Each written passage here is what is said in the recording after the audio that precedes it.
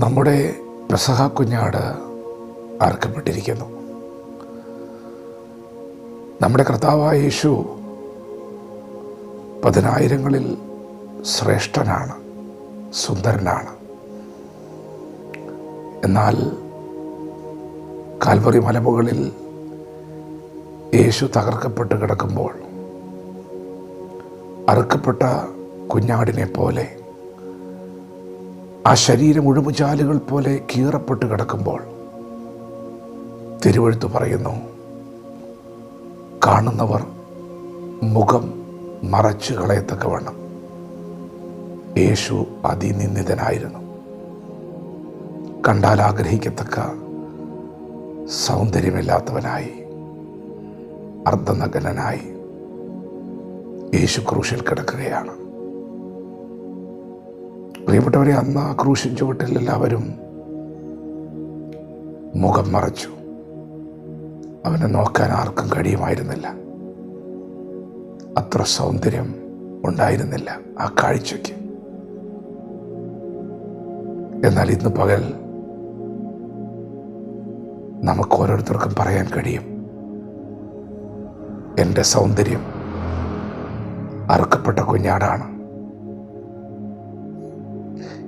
എൻ്റെ ജീവിതത്തിൽ ഇന്ന് ഞാൻ കാണുന്ന സൗന്ദര്യം, എൻ്റെ സന്തോഷം, എനിക്ക് ലഭിച്ച സമാധാനം,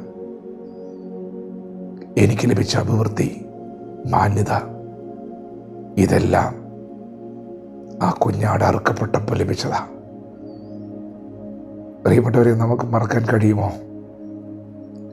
നമ്മുടെ കർത്താവിൻ്റെ ക്രൂശ് മരണം? എല്ലാ നന്മകളും, എല്ലാ മാന്യതകളും, ഉയർച്ചകളും നമുക്ക് ലഭിച്ചത് നമ്മുടെ പെസഹ കുഞ്ഞാടായ യേശു ക്രിസ്തു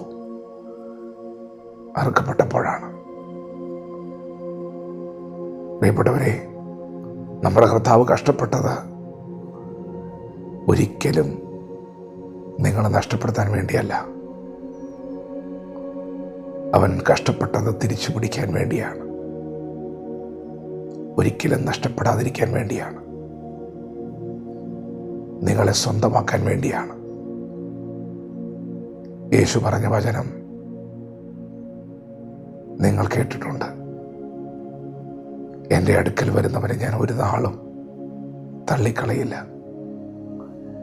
എന്നിൽ വിശ്വസിക്കുന്നവൻ നശിച്ചു പോകുകയില്ല,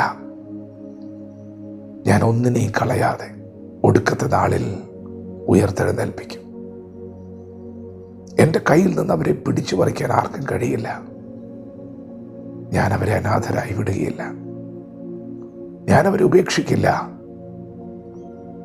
ലോകാവസാനത്തോളം ഞാൻ അവരോട് കൂടെയുണ്ട്. നിത്യതയിലെത്തുവോളം ഞാൻ അവരുടെ കരത്തിൽ പിടിക്കും. പ്രിയപ്പെട്ടവരെ, ഒരിക്കലും നമുക്കത് മറക്കാൻ കഴിയില്ല. നമ്മുടെ പെസഹ കുഞ്ഞാട് അറുക്കപ്പെട്ടു നമുക്ക് വേണ്ടി, നമ്മുടെ തലമുറകൾക്ക് വേണ്ടി. നമ്മുടെ അപ്പൻ ഇന്നലകളിൽ അനുഭവിച്ച കഷ്ടപ്പാട് അതൊരിക്കലും നഷ്ടമാകില്ല. നിങ്ങളുടെ ശോഭ കുറയില്ല, നിങ്ങളുടെ സൗന്ദര്യം കിട്ടുപോകില്ല. നിങ്ങളെ കണ്ട ആരും ഇനി മുഖം മറയ്ക്കുകയില്ല, നിങ്ങളെ ആരും പരസ്യക്കൊലമാക്കുകയില്ല. നിങ്ങൾ ഇനി നിന്ന ചുമക്കാൻ ദൈവം സമ്മതിക്കില്ല. അതെ, നിങ്ങൾ മാനിക്കപ്പെടാൻ വേണ്ടിയാണ് അപ്പൻ കഷ്ടപ്പെട്ടത്. ക്രൂശിൻ്റെ വചനം ദൈവശക്തിയാണ്. വിശ്വസിക്കുക, അതാണ് നമ്മുടെ സൗന്ദര്യം. അതിൻ്റെ ശക്തി ഇന്നും പകലും വെളിപ്പെടുന്നുണ്ട്. നിന്നെ നിന്ദിക്കാൻ നോക്കുന്ന, നിന്നെ പരിഹസിക്കാൻ, അപമാനിക്കാനും പരസ്യക്കൊലമാക്കാനും ശ്രമിക്കുന്ന ഇരുളിൻ്റെ വ്യാപാരങ്ങളുടെ നടുവിൽ ഇന്ന് പകലും ആ ദൈവശക്തി വ്യാപരിക്കുന്നുണ്ട്. വിശ്വസിച്ചാൽ മതി.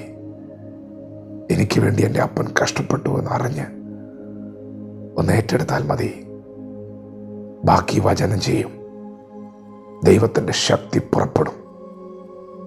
വിശ്വാസത്തോടെ വചനത്തോട് പ്രതികരിക്കാം. ദൈവം നമ്മെ ഓരോരുത്തരെയും പകൽ അനുഗ്രഹിക്കുമാറാകട്ടെ. ആമേൻ.